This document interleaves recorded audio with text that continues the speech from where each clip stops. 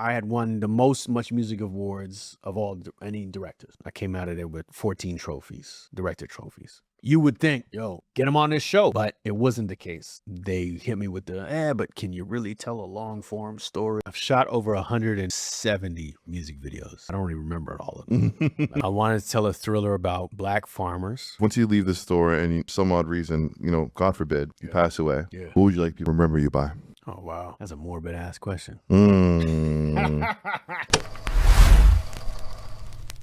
I decided in 2017. I decided then, and then I had a child a year later. So I'm like, I got scared. I'm like, you know what? Let me just focus on having this child, take care of my kid. Sure. And then come COVID, I'm like watching TV and I'm watching the internet. And I'm seeing We Love Hip Hop doing their thing and like filling in the void that we currently have. I said, look, We Love Hip Hop is okay, but I feel like I can do it better. Yeah, and like from your perspective. Yeah. Yeah. And no shades to him. He really puts in a lot of work. And I feel like I can do it more refined and more cleaner. Sure. And there's so much things there. Like I have so much plans in my head, and there's also a new. I want to be the new face. Like, you know what I mean? Like, I just want to be the new face of Canadian hip hop when it comes to grading it, talking about it, amplifying it, and pushing it forward, which is necessary. Thank you. Yeah, appreciate that. And I always feel like too. It's like, you don't got to be the first. Mm-mm. You know what I mean? You just got to come from your perspective and your situation, and that's it. Like Toronto has a long history of being like there can only be one. Yeah, I hate that, and that's some bullshit. It's total bullshit. You know what I'm saying? It's like, it's everybody got their own unique vibes. You know what I mean? And truthfully, we should be like embracing that and being like ride with it. Like, right? Isn't it crazy? Yeah. For sure. So let me get into my my bag here. I want to, blow your. I don't want. I'm gonna say blow your mind. Pause. The people are gonna be out there. I was waiting for it. I was like, is RT usually was? He said it. He fucking said it. All right. So yeah. So when did you come to Toronto? Yeah. So wow, that's a great question. Because people don't know. Like he RT is not from. I mean, you are now. Yeah.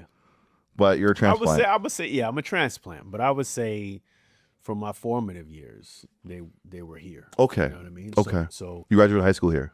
Absolutely, yeah. So I came when I came here, I was probably like 10, 11. Okay. I can't even nail down the year, but I was 10, 11, and yeah, we landed in Scarborough with my mom. My parents had just split up, and my mom came back here. And we landed in Scarborough with my aunt, stayed with my aunt. Shout out to Auntie Joyce. And yeah, it's like me, my mom, and my brother. And she just started a new situation for herself, And yeah, we did that. And then I've been a Toronto boy ever since. Okay. I want to fix my angle here. I'm so sorry. Yeah, go do the thing. Do the thing.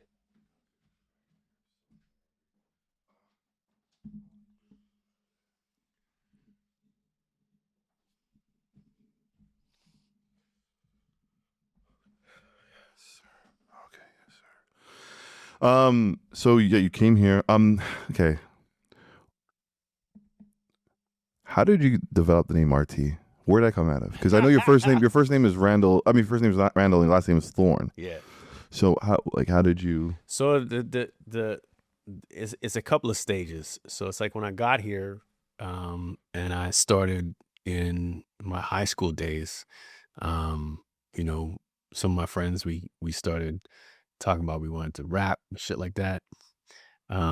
So the at first it was like random thought, you know what I'm saying, and so that was kind of the impetus, like I grew up listening to the Tribe Called Quest. I mean, Common, Talib Kweli, Nave Tongue Posse. Okay. You know what I mean? So I was very much into like the sort of the conscious hip hop vibes. You know what I'm saying? And those are the things running through my little tape player when I was coming up. So you asserted to be called RT. Yeah. Well, again, like I thought to myself, like, I could maybe be I could spit some rhymes, and I was freestyling. So the name was Random Thought. You know what I mean? And then a bunch of my friends just started calling me RT. Yeah. Off that RT. Yeah. So, it kind of stuck with me. And then truthfully, it really became solidified once I graduated and I went to Ryerson, Rye High, now known as Toronto Metropolitan. And it was there, and it was kind of like when I started to direct, I knew I couldn't just be my government name. And all my friends were already calling me RT. So I was like, well, it's got to be RT. And at that time, it was RT, just RT exclamation point. You know what I mean? So I just had want people to know, you know what I mean, who did this. So it really became solidified around that point. You know what I mean? Wait, your first music video? Yeah, around those times. Yeah. Just confirm your first music video was with Brass Monkey, right? No, my first official music video was I think it was Brass Monk rather. Sorry, I apologize. Yeah. Don't kill me, guys. Don't take my card away. My first official music video was G Stokes. G Stokes is a local Toronto artist. He had a song that was banging on Flow 93.5 at the time. It was called oh man, what was this joint called? This wasn't the video that I did, but he had his song that was banging on there, and I was like, "Yo, it was called Cocoa Berry." Okay. And it's not online, is it? Oh, I don't know. Probably is. I don't know, but it's not my video. So he had this song playing, and I was like, "Yo, I need to get at this guy. I need to get at this guy," and I chased this guy down. Like at that time, I was interning at MuchMusic. And I was running around the city, just going to local shows, just any local rappers that I could like hook up with. Yeah. And just like talk some shit to, and hopefully, I was taking the cameras out of the MuchMusic lockup because there wasn't really digital cameras around in that way. Right. Back then, carry the big ass. It was big ass shit. You know what I mean? So the last couple of years I was at MuchMusic, they started to have these portable ones, but people weren't rocking, like regular people weren't walking around with them. It was at the TV stations. Yeah. And they were experimenting with these little cameras. Mm. And so I made friends with the lockup guys, and I would just go and like, after the hours, I just go and like take them out the lockout and go to these shows. Oh, so sick. Under the guys that I would shoot, like I'll shoot some local show stuff. I'll shoot some B-roll, So anyway, so I chased down G Stokes and met him and his manager, and I was like, "Yo, I want to do a video for your Cocoa Berry song," and they're like, "Oh, that's already gone." Like, oh man, like somebody's already done that video. So I was like, "Ah, shit." So, but he was like, "Yo, I like your hustle. I like how you moved, whatever." So he's like, maybe on the next thing we'll hit you up, right? And we could put in at that time what was known as a video fact, which became Much Fact, which was a particular grant, right? That was for the MuchMusic Corporation. They were called Chum back then. They weren't Bell. It was in the Bell building, right. But they were called Chum, and they had this basically a tax write-off for the major company to support local acts, and they would give money up to $15,000 to make music videos because they had a music video station, so they wanted to have some Canadian music videos on the station. Yep. And people couldn't probably put that scratch together back then, so they were like, "We'll put this grant system in. You apply to us, they get a tax write-off, we get $15,000." We go out, we shoot a music video for it.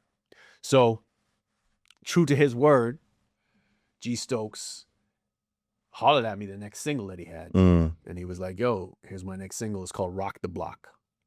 So my official first music video is Rock the Block. Wow. I don't know how I came up with Brass Monk. Yeah. Brass Monk was down the line. Brass Monk was like a couple of videos later. Okay. Like a few videos later, for sure. You know. And I did 3 joints with them, but probably the one that's the most memorable that I did with them was called The Throwback, and that was that's a whole story. That's a whole story.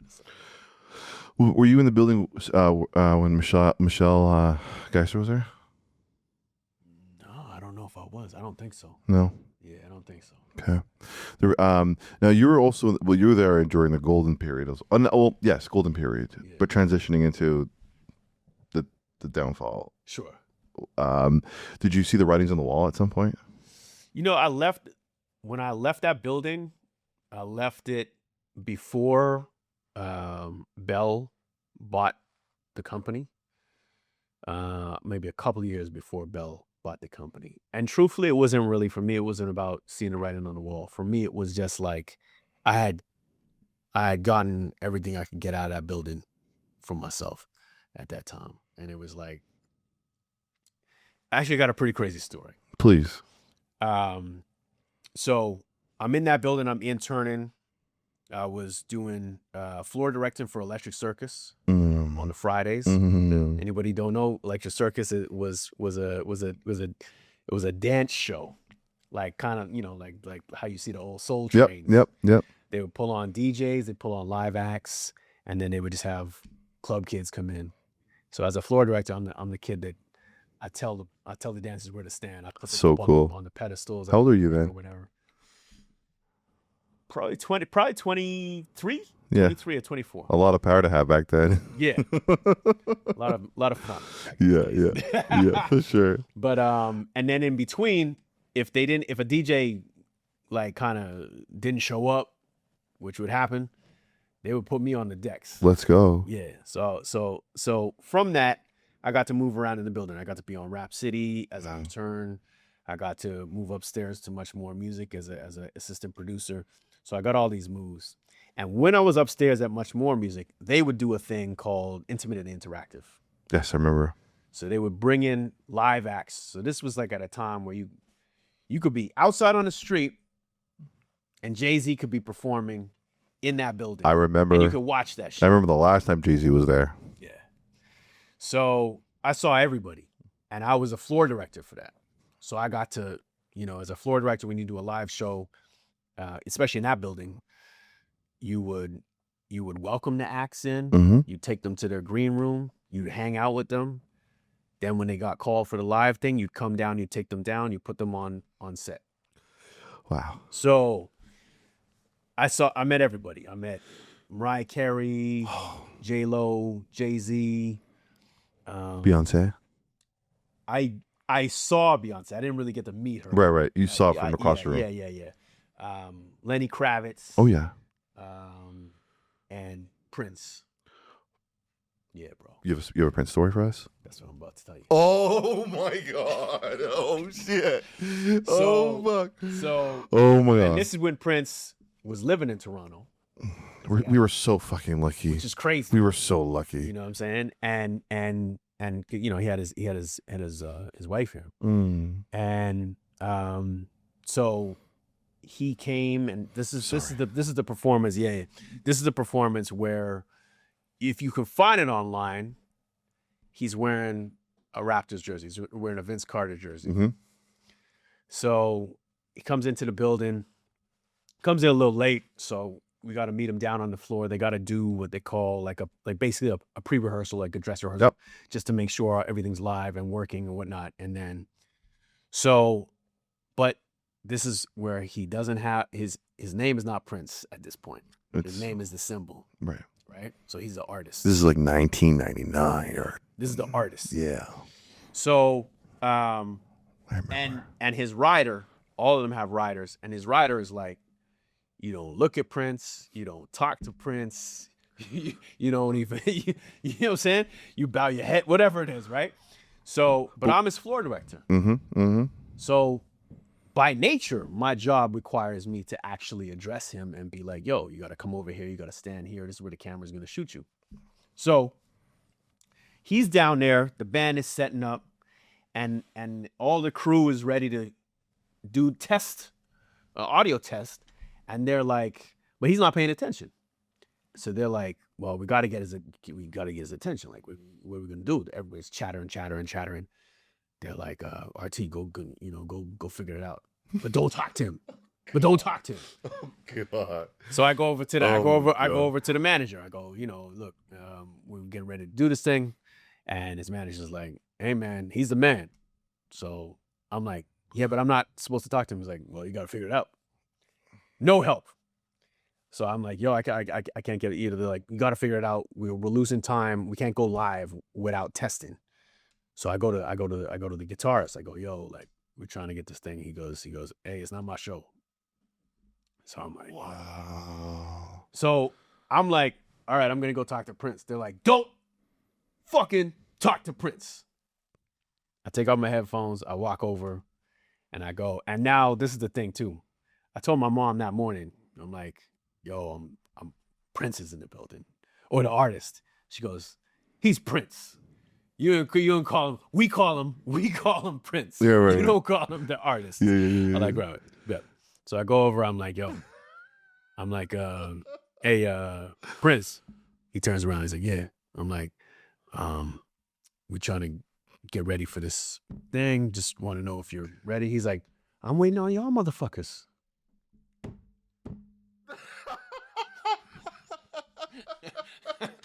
That is so Prince of him. I hear all the stories like that.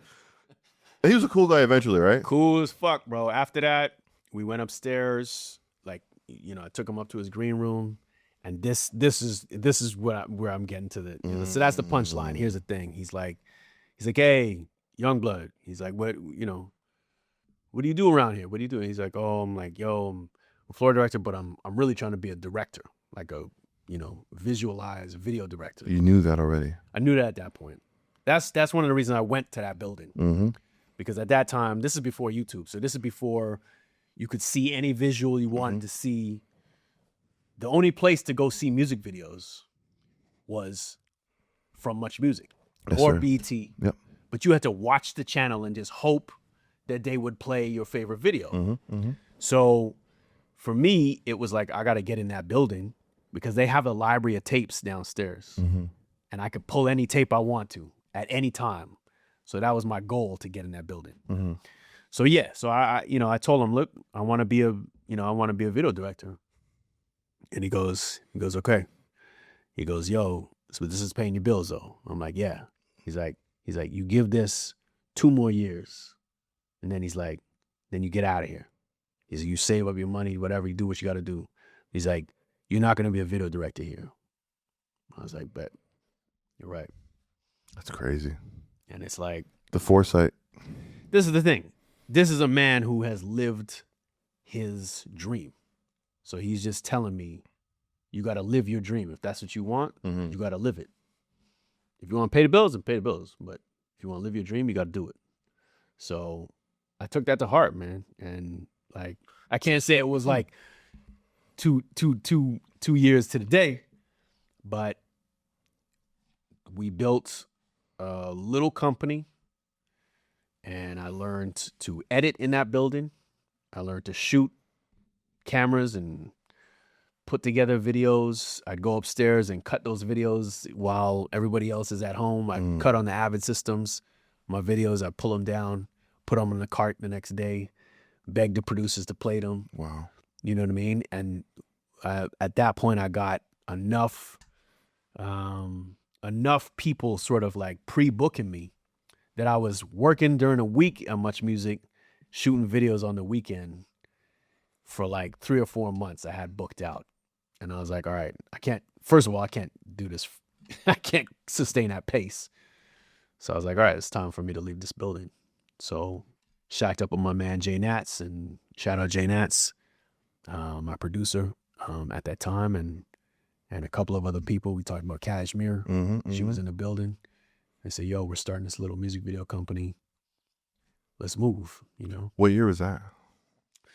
That's a good question. It was maybe 2006, probably in that realm, 2006, 2007. And your last music video before your strong hiatus was Jameson, right? Yeah, that's a great wow. That's a great way to put it. Hiatus. There's a little hiatus, right? Yeah, for sure. Yeah. Because Yeah. we'll get into that in a second. Um, they want a Juno off of that, right? I believe so. Yeah.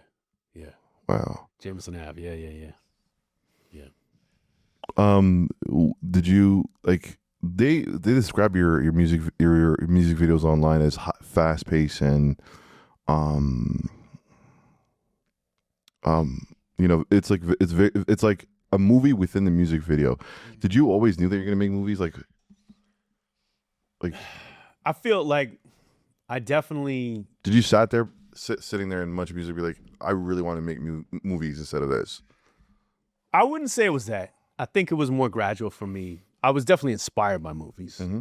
You know what I mean? I grew up, my auntie Gwinnett, God rest, and my mom were very instrumental in introducing me to movies, and cinema was a big part of our life. I was going to TIFF Film Festival from young, bro. Mm. Like it's, and I loved movies, and especially when I moved downtown and when I was interning at MuchMusic and all of that, I was living downtown, and at that time Rogers wasn't Rogers everything. Mm-hmm. Rogers had they had cable and they had video stores. That's it. And the video stores had this VHS. Yes. Rentals for all the young bucks out there. That's like 30 years ago. Yeah, and Yeah. maybe not that old. But anyway. So, but I remember Rogers had 7 movies for 7 days for $7. Yeah, and so I would go and I would start renting all different directors' catalogs.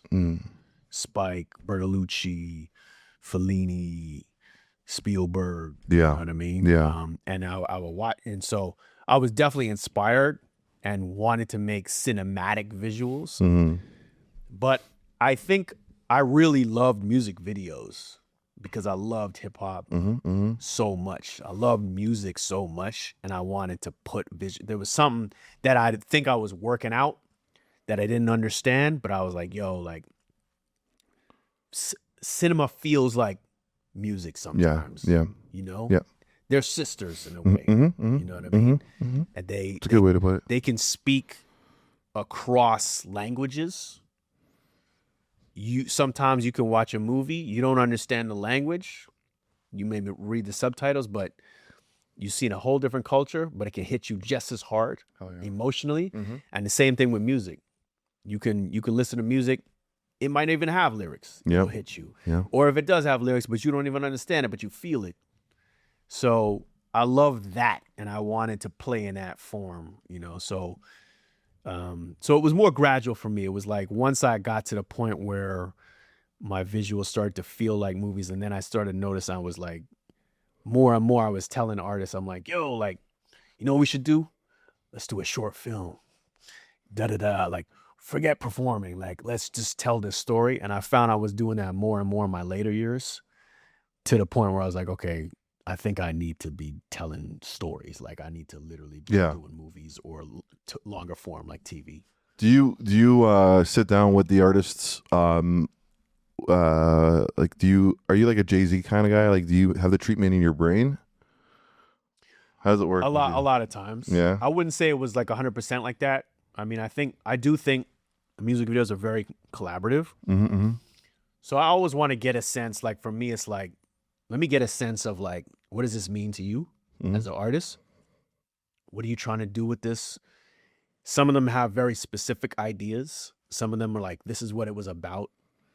And then I can take the essence of that. Right. And then I'll come back and I'll pitch them something. Sometimes, a lot of times, it was just like, they would send me the song. And yes, it would come to me like that. And then I would just go and be like, this is what I see. Name of the video. Did that happen? Yeah. Cardinal, Everyday Rude Boy. Oh yeah. Oh fuck yeah. So, and that was a journey too. Like, that was like, I met Cardi. I originally met Cardi I was a PA on another director's video. This is before I started directing. His name is Kevin DeFreitas. Shout out Kevin DeFreitas. He had this small company. Me and my boy John, we went there. John was a production PA. I was a director PA. And so I was just helping Kevin do his thing. And he had a Cardinal video called Hustlin'. Right. One of his first videos. One of his first. And I just knew about Cardi. I was like, yo, I got to do a video for Cardi. You know what I mean? And I remember meeting him on that shoot as a PA and just being like, yo, Cardi, like, I'm going to do a video for you one day, you know? But like, who's this kid? And he's like, yeah, okay. He's like, all right, rude boy, yeah. That's him, actually. Yeah. So I was like, I bet. Okay, well, still, I'm gonna get there. So, anyways, you know, cut forward to maybe 3-4 years later, whatever the deal. I did that video called The Throwback. The Throwback got a lot of attention. That was with Brass Monk, G Stokes, and Graf Nobel. Mm-hmm. That got a lot of attention, and then his manager saw that, and then they sent me Everyday Rude Boy. Oh, fuck yeah. And so I get Everyday Rude Boy, and I'm listening to this thing, and it just started to come to me, bro. It was just like I wanted to do something that kind of really spoke to our Caribbean cultures. Him being Jamaican, me Trinidad, Bayesian. You know, I wanted to pay tribute to that, but I wanted to do it in a photographic way. I wanted to not make it circumstantial. It was feeling. I wanted the feeling. So I just had these images in my head. You know, I had an image of when I was growing up, like the shrubs. Yeah. I had like also like my dad, you know, when I was growing up, I go in the base and my dad's playing dominoes with the man. Yeah.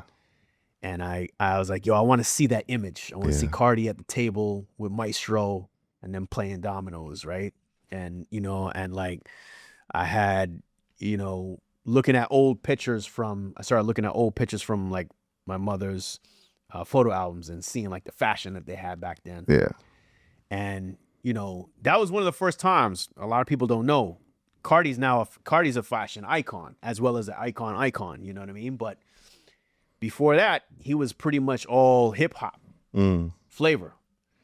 And that was the first video that, you know, I was like, yo, try these tight pants on, you know, try this old, you know, and he took it, this old style, and he took it, and he was like, he's like, this works. You know what I mean? So, because he looked really comfortable in the video. He was, you know what? I think it was, like I said, I think it was because it was tapping into a culture that we knew, or, you know, that's our heritage. And so he was like, all right, bet. Like I'm dressing up, you know, we had him in a cricket uniform, cricket bat, I remember, all that. So that just came to me like that. And I just kind of pitched him a bunch of vignettes and images, and he was like, let's go. And then we found the craziest house. There was a house. That set was a house. There was I don't know how they found it, but in the middle of this house was an atrium with a waterfall and a Regin, that was in Scarborough somewhere. Oh, fuck. In Scarborough somewhere? Yeah, bro. That's crazy. It's crazy. So, anyways, yeah. So that was one of them that just like popped into my head, just listening to the song, and it just like happened like that. Did you ever make music videos for people who were like outside of hip hop and R&B? Absolutely. Yeah. Could you name a couple? Worked did a couple with Simple Plan. Oh, fuck yeah, which one? Save Me. Which was a charity single, charitable This is the one with the car accident? No, so that's Never Any White Lights. Okay. That's my boy Daniel Victor. Shout out Daniel Victor. Never Any White Lights. Save You was it was like it was for cancer survivors. One of the band members, his family was going through a situation with that, so they made a song for that. Who else did I work with on the rock side? I also did. He also did the. I forgot. He has a beautiful voice. The Japanese guy. Oh, Justin Azuka. Yeah, Yeah, yeah, dude. yeah. His voice is crazy. Yeah. Both him and his brother, George Azuka and Justin Yeah. Azuka. Yeah, incredible voices, and yeah, just And then I did some pop stuff. I did, Sean Desmond. Me and Sean. Which one? kicked it a few If you times. feeling me? Feeling me? Oh, we did Shiver. Okay, I remember that one. We did um, Electric. Oh yes. Yeah, we did that. Night Like This. Oh yeah. Yeah, and I did a bunch of videos with Sean, man. Yeah, yeah. Sean is again, he's one of my favorite artists in Canada as well. When it comes to the I could say he's R&B. Yeah, he's R&B. He's R&B. R&B pop. R&B pop. Yeah. And he's like he was before Bieber. Yeah.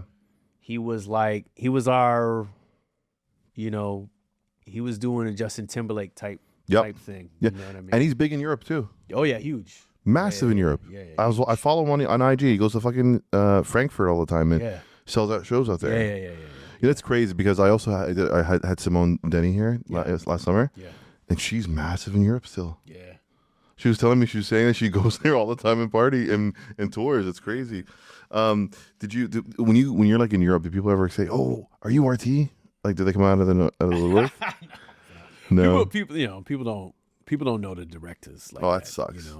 I'm a low key cat, man. But I'm very happy. Like, I'm happy doing the work, getting paid for it, and keeping it low key. Like, I don't need to be up in the.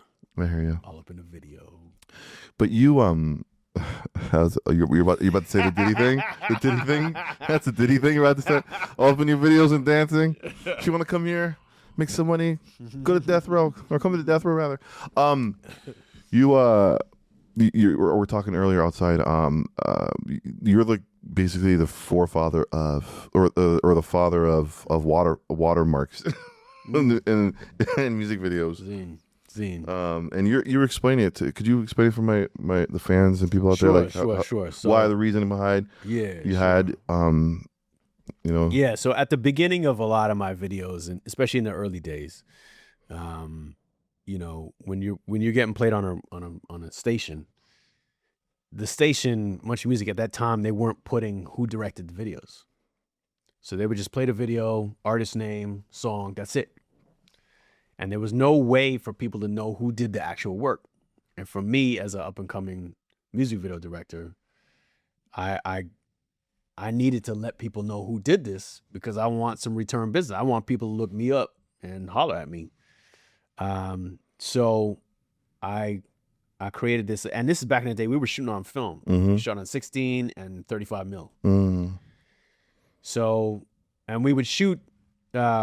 We would shoot on, we didn't have money to buy up all the film. So what we would do is we go to commercial companies who would shoot ads for Nike or whatever, blah, blah. And they would have these things called short ends, because you would change the film camera. Right. Every time you got your shot, you would change it up, put in a new film mag. So they would just waste film.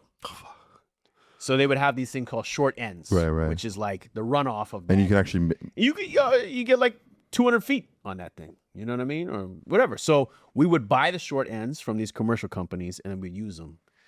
But what happens when film runs out in the camera is it does this kind of like light flash. It's like a little burn. Yep. Yeah, I remember.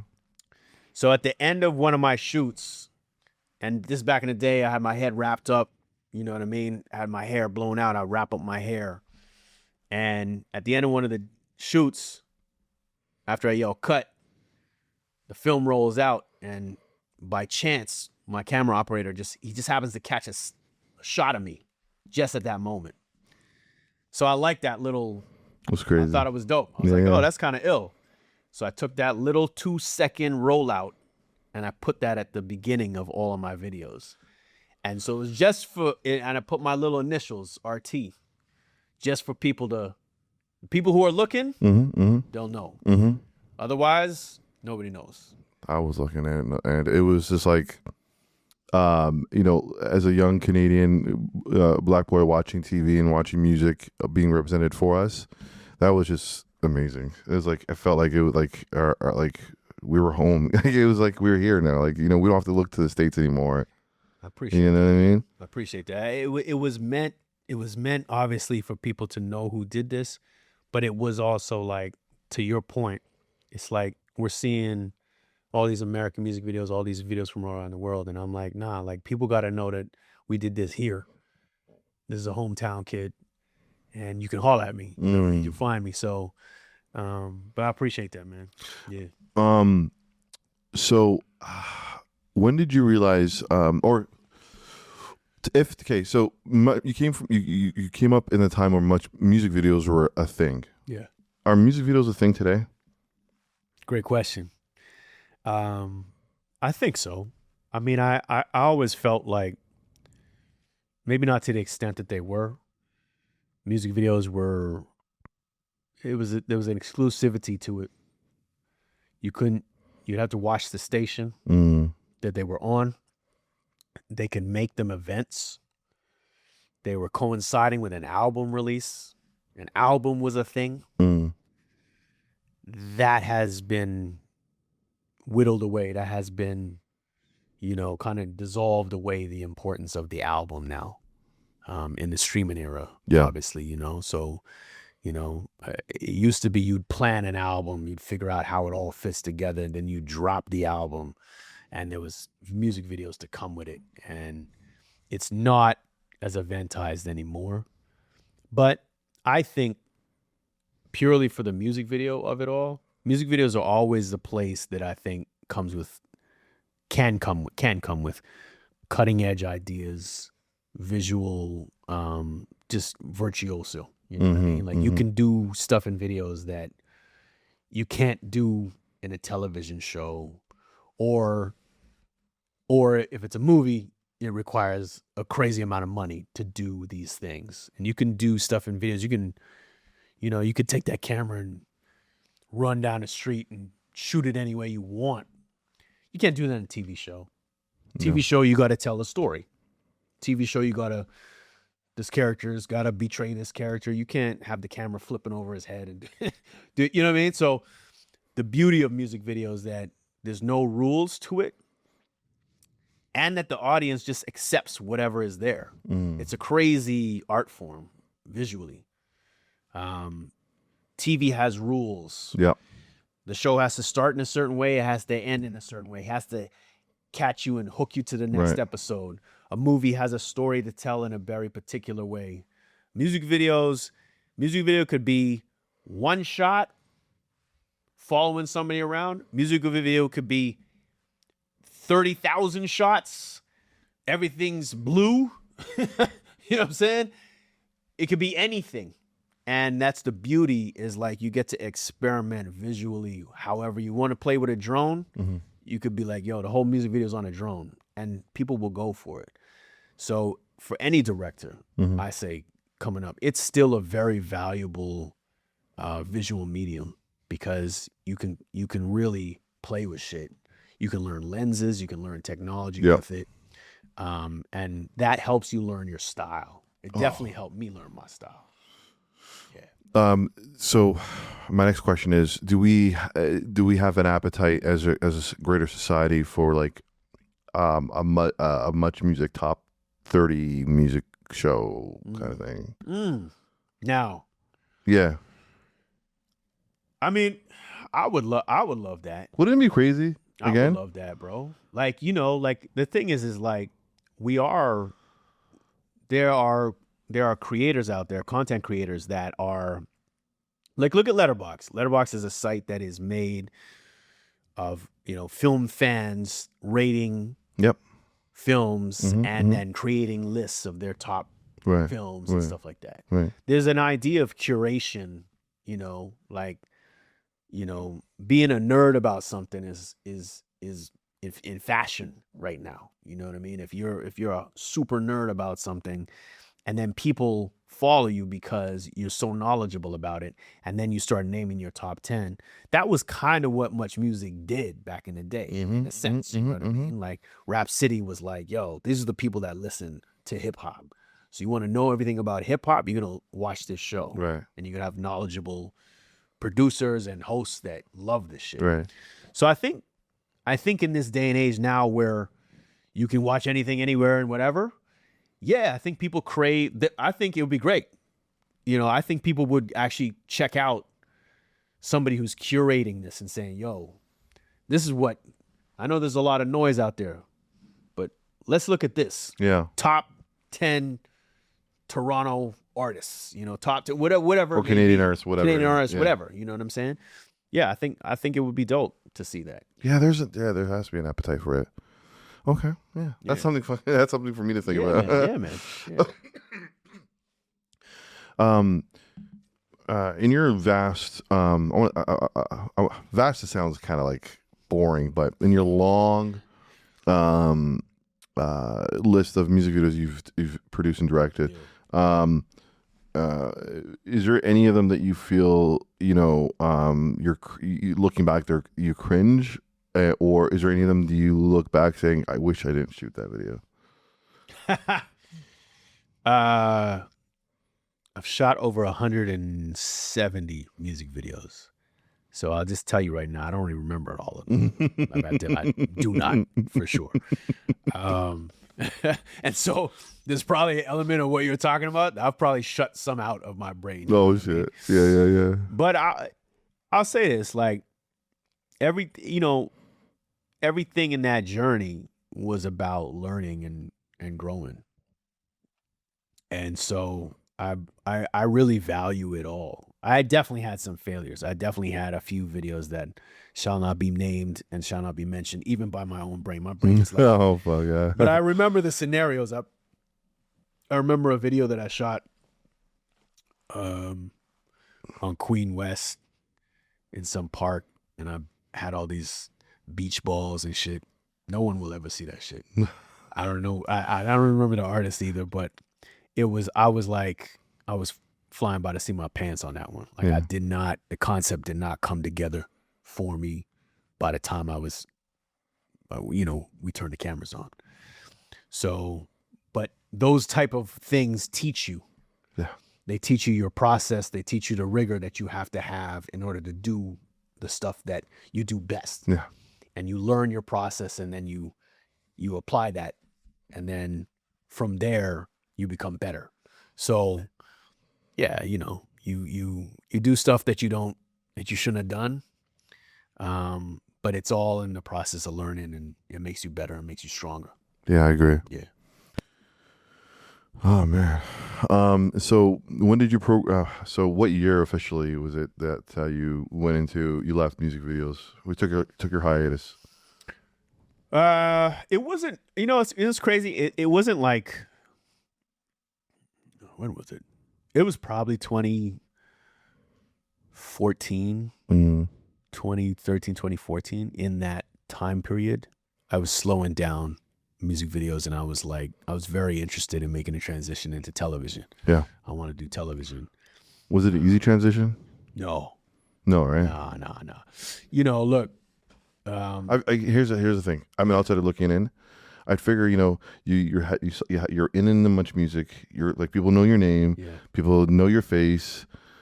I figure, hey, it'd be the easy transition for you. Yeah, well, it wasn't.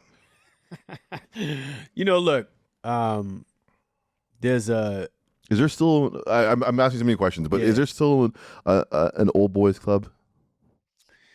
Yeah, in a sense, I think it's more. There's a landscape in this country when it comes to moving from one art form to another art form, and it's because the entertainment industry in this country is very risk averse. You know what I mean?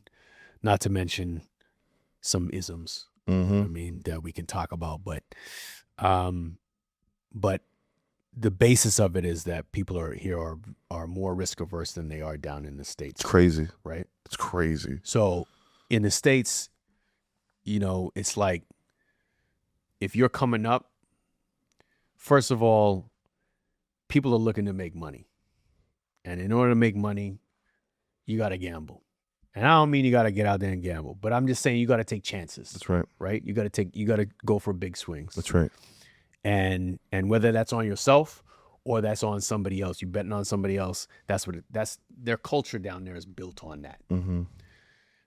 This is the best example of foundation of their country, right? Yeah. Bunch of rebels decided we're gonna make our own fucking shit. So that's the culture, and so that culture down there it creates a bunch of entrepreneurs that want to find the next best thing because they think they can cash in with this person, right? So draft picks in sports. You know what I mean? Like, who's the hot, like, music video director? Let's get him on a movie. That's how, like, people like David Fincher, Spike Jonze, Michael Bay. That's how these cats got on, right? So you would hope that's the same over here, but it wasn't. Here, they're risk averse. I came out of MuchMusic. At that time, I had won the most MuchMusic awards of any directors. Okay, I came out of there in my career of music video from 204 to 214. I came out of there with 14 trophies, director trophies. Amazing. Now, you would think, yo, get him on this show. You know what I mean? But it wasn't the case. They hit me with but can you really tell a long form story? I'm like, yo, storytelling is storytelling. And if you watch my videos and you don't see storytelling, okay, sure, maybe I can understand that you don't think I can put together something, but watch the videos, bro. Like, and you can see that I'm a storyteller. But in any case, I feel like your best example was the Classified video. Fall from Paradise. Yeah. So shout out to Class, you know what I mean, for running with me on that one, and making that song. It was a dope song.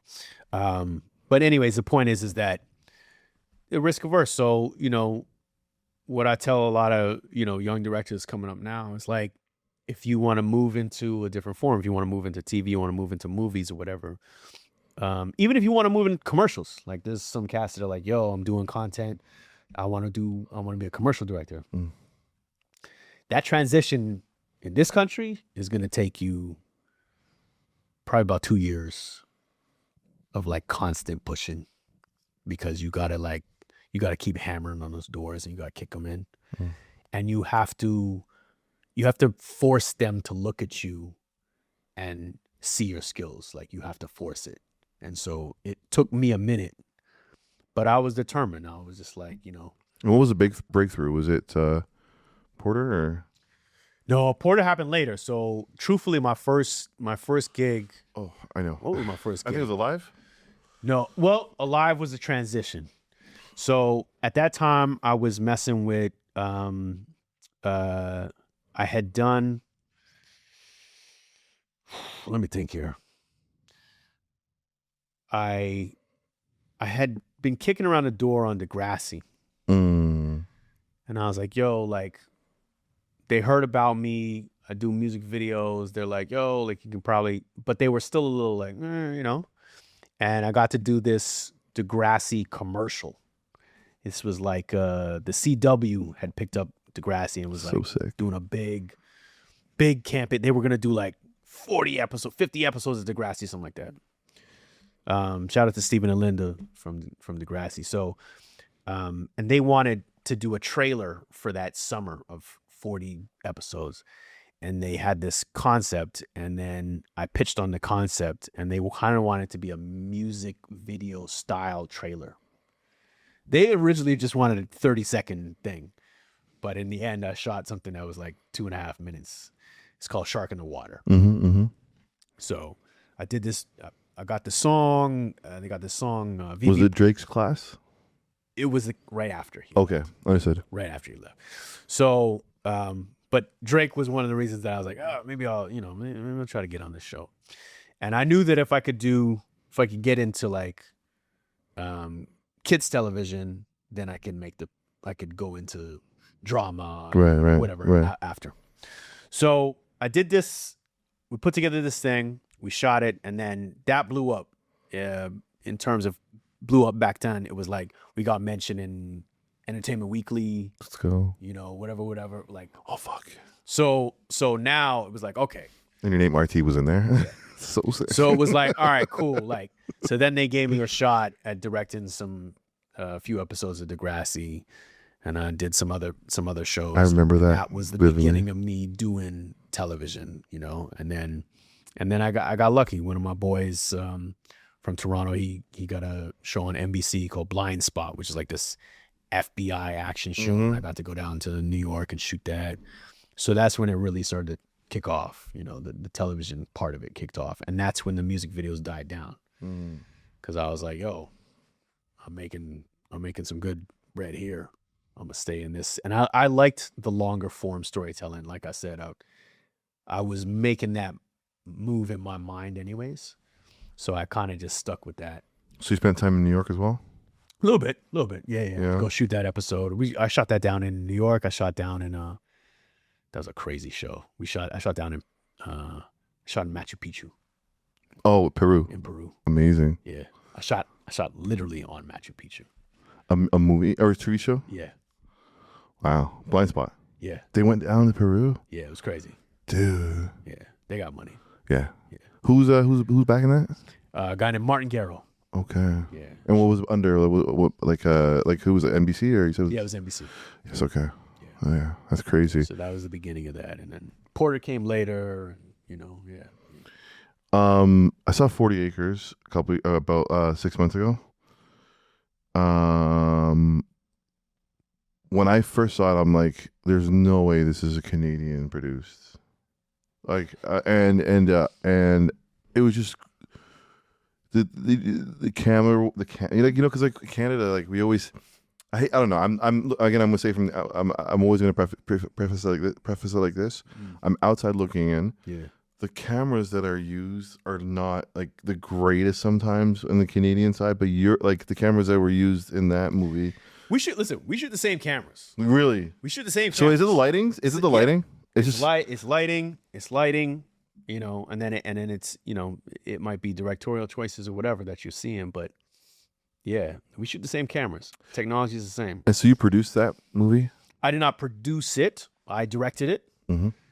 I wrote it with my boy. Okay, you wrote Glenn Taylor. Okay. And then our producer came on, Jennifer Holness, you know, legacy producer in Canada. She came and raised the money for it and everything. What was the native like? There's a lot of native. I want to say what's the word for it? Input or native influence in the movie rather. Mm-hmm. Like who's like? Is it somebody? It was somebody dear to somebody's heart. Like, I mean, for me, it was like, you know, look. I mean, the film. I wanted to tell a thriller. Okay. I wanted to tell a thriller about Black farmers. Mm-hmm. And you know, it was a post-apocalyptic film. And I remember when I was kind of putting it together and writing, I remember seeing this clip from, you know, Michael Greyeyes, the great Michael Greyeyes, who plays Galen, the father in the picture. And I remember seeing him, and he's speaking on this show, and this guy asked him, I'm paraphrasing, but he asked him basically, it's like, yo, like in these dark times, you know, what does the indigenous community, what do they feel, you know, with everything being so dark and thing and and it's almost apocalyptic. Mm-hmm. And he said, the indigenous people, we've already been through the apocalypse. We've been through our apocalypse, you know, and he's referring to the fact that, you know, there's a attempted eradication of indigenous people, their land stolen, their culture stolen, tried to be erased through these residential schools, all of these things. So the worst thing that can happen to a people's, he's saying, we've been through that. So we know how to deal with it. Mm-hmm. And we've been dealing with it, and we're still here, you know. And that resonated a great deal with me because I think about, you know, our peoples, everybody who has descended from the African diaspora around the world and what has happened to us. And we've also been through our own apocalypse. Mm-hmm. Mm-hmm. And our culture is one of the most resilient cultures, Mm-hmm. you know, and it's been reinvented and reinvigorated around the world in many forms. Mm-hmm. So when I heard that, I was like, yo, like I'm doing this film about Black farmers fighting to keep their land. I'm like, it's got to include the indigenous people. Amazing. If we're talking about it, it's got to include them. Amazing. So, and then it just clicked with me. I was like, yo, I don't think I've ever seen Black and indigenous people fighting together on film. I've never seen that. I might have seen in some old Western, you know, there's a slave and he has an indigenous wife who doesn't say anything, you know what I mean? Like, or a woman, you know what I mean? But I've never seen them as heroes. Mm-hmm. I've never seen them thriving. In my film, the family they're the most resilient family of the whole community. Yeah. So I'm just like, yo, I want to flip the script on that. I don't want to do no trauma porn. I want to see them kick some ass. Yeah. You know, and so I wanted to tell that story. Yeah. I found it refreshing seeing a native man as a lead. You know, and not in a negative light. You know what I mean? It was great. It was great. Yeah. It was great. And the great Danielle Deadweiler came through, and she played Haley. You know, and she just blessed us, bro. Is she Canadian? No, she's American. Okay. Yeah, she's American. So she came through. You guys shot this in the GTA, right? We shot it up northern Ontario. Oh yes. Yeah. So we shot up there. At the borderline with Manitoba. On a farm. Okay. Not maybe not that far. Not that far. Yeah. Oh, did you mean like okay? Yeah. I get it. But a little bit north. Yeah. So we shot it on location on a farm up there. Anything else coming up in the future? Always stuff coming up. Yeah. Always, bro. You know, it's a hustle. So yes, sir. We're putting together the next, and the next. You know. Yeah. Did Drake hit you up for that music video? Drake, and I have, you know, crossed paths many a time. Back in the day, I knew Drake. My company produced Replacement Girl for him. Mm-hmm. Back in the day. You know what I mean? So you know what's so crazy? Yeah. My co-host, who's not here today, Glory, said he brought girls there, actresses, models for that music video. Yeah. So that's pretty crazy. Yeah. Pretty crazy. So you you know, I've known Drake for a long time, and you know, once in a while I'll get a call to come in and hang out and do something, and in that particular time I got a shot to, you know, actually work with him in that capacity, and it was fun, man. Even watching the music video, it's like a movie. Yeah, appreciate that. Do you do that all the time? Like you just, I gotta do it like a movie. You know what? It's just I like to have fun with it, man. And you know, those are my cinematic, you know, influences coming out. You know, and if I can to me, I always want to make something an event. You know, I want to make something. You know, I remember Hype Williams. I remember, you know, Lil X, aka Director X, and their videos. Like when I watched them, it was like I was like, yo, I felt like I was watching a movie. It might not be a story, but it was the impact of the visuals and stuff and the storytelling. So Hype Williams is crazy. He was fucking crazy. Belly was like that first 2 minutes, 3 minutes, or 5 minutes of Belly. Insane. One of the greatest openings of all time. I wish I could be one of those actors and just hold the guns and just do it. I really wish I could do that. It was fucking crazy. Before we go, I was asked in this new series I'm doing here, if you leave, once you leave the store and for some odd reason, you know, God forbid, you pass away. Yeah. What would you like people to remember you by? Oh wow. Yeah, that's a morbid ass question. What would your obituary say? But you know, look, I think I think one of my main, you know, one of my main goals as a visual storyteller, as a director from this city, and I claim this city, you know, this my home. Yes, sir. That's where I grew up. Yes, So sir. one of the main things that I always wanted to do was like, you know, I wanted to make videos and visuals from this city that people could be proud of and be like, yo, that's us. You know what I mean? And for me, it was a quality thing at the time when I was coming up. I would watch all those. I would watch David Fincher and Hype Williams, and I'd pull all those tapes when I was down in MuchMusic, watch them, and then I'd look at some of the other videos that were coming from some Canadian directors, and I was like, why does this shit look like this? You know what I mean? So I was learning from the greats just by watching them, figuring out where they're putting their lighting, what lenses they're using, these kinds of things. And that was always in my head. Like when I'm doing shit, it's going to feel world class. Mm. You know what I'm saying? My videos, I'm going to make sure that the artist looks crazy. And I'm going to come with concepts that are like, they're going to look like we spent, you know, $200,000 when we only got $20,000. Amazing. So I would say, you know, for me, I'm always about hopefully inspiring that people from here can think globally. Yes. That's what I do with every one of my projects. You know what I mean? Like you saying, thank you for the blessing of saying that my movie didn't feel like it came from here necessarily. I want people to be able to be like, yeah, this is from here. I'm proud that I'm here. And I'm proud that my movie made you feel like that. But I think globally. I don't think this is good for Canada. I'm thinking like let's go on that world level. Mm-hmm. And I want our creative community to think that as well, you know? So I want other directors to come out. Hopefully, if I can inspire them to think in that way, think of concepts, ideas, and visuals and storytelling that's world class, because we're a world class city. Absolutely. So, yeah. Well, there you have it.